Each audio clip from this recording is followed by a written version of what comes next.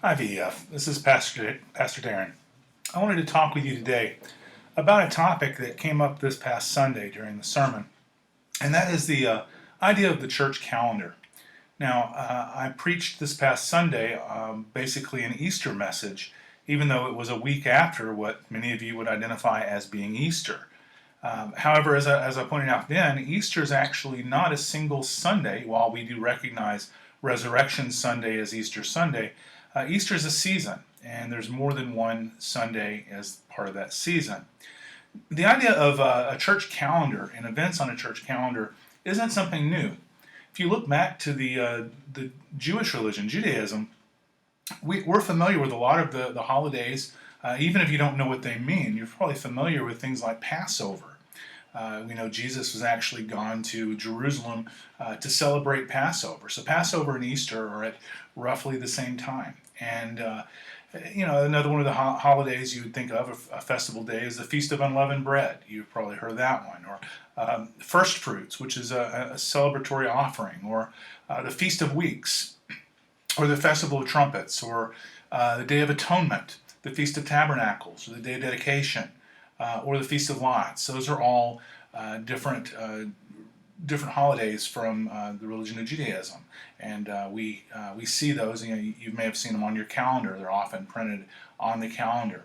Well, within the Christian faith, they're depending on what particular branch of Christianity you are. You may have a little different calendar you follow.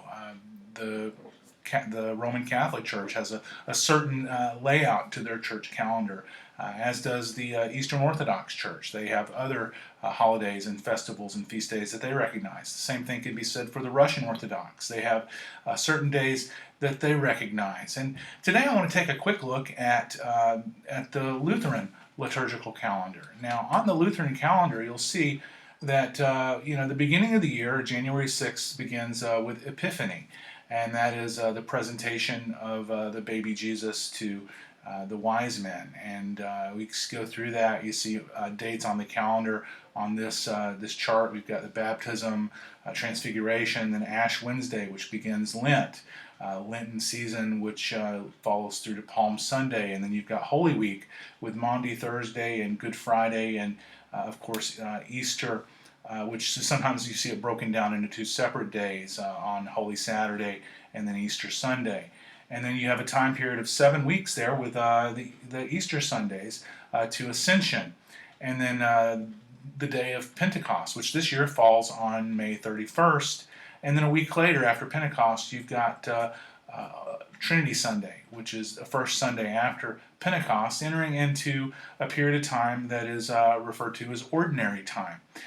Ordinary Time, included in that are some dates that we recognize on the calendar as Reformation Day on October 31st, or All Saints Day on November 1st. We don't, all churches don't always recognize these, but they are part of the traditional Lutheran calendar.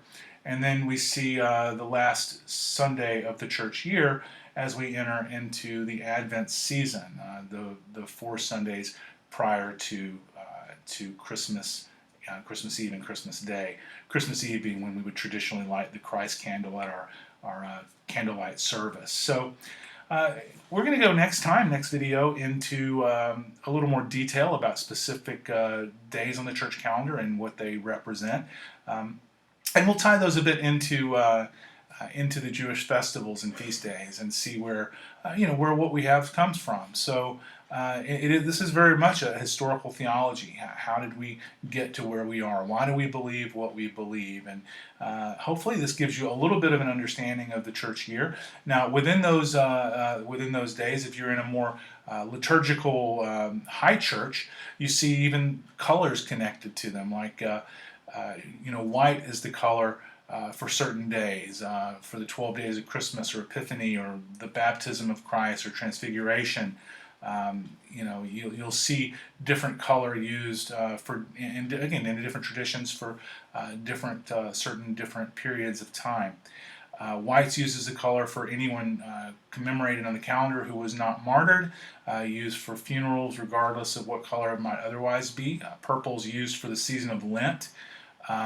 Blue is the preferred color for that season.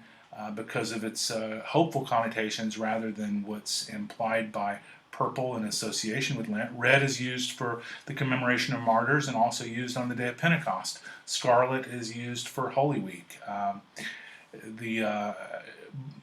Although purple is also allowed, black with purple as an alternative may be used for Ash Wednesday. That's why if you came to our Ash Wednesday service, you saw that we were dressed. I was dressed actually with my clergy collar and wearing all black. So black is traditionally used for that. The only day that doesn't really have a color of Holy Week is Good Friday, when all the paraments are traditionally removed from the church. The color for Holy Saturday is white or gold, since it's the day when the Vigil of Easter is celebrated. Again, Holy Saturday. And through the Vigil, the church would remain void of paraments, which would be again replaced on Resurrection Sunday. So again, you see that there is history and tradition, just like in Judaism, and in the history and tradition of Judaism, there are certain things that they follow, and it would follow that we would have something similar. And by using the calendar in this way, and the colors and the days, it helps us to not only organize our thoughts and help us to stay focused on Christ and the church throughout the year, but it helps us to stay grounded in our faith as we recognize why we're here, what we believe, and who we are and what we have in Christ Jesus. So again, until next time, this is Pastor Darren, and another 3-Minute Theology. Thanks, and God bless.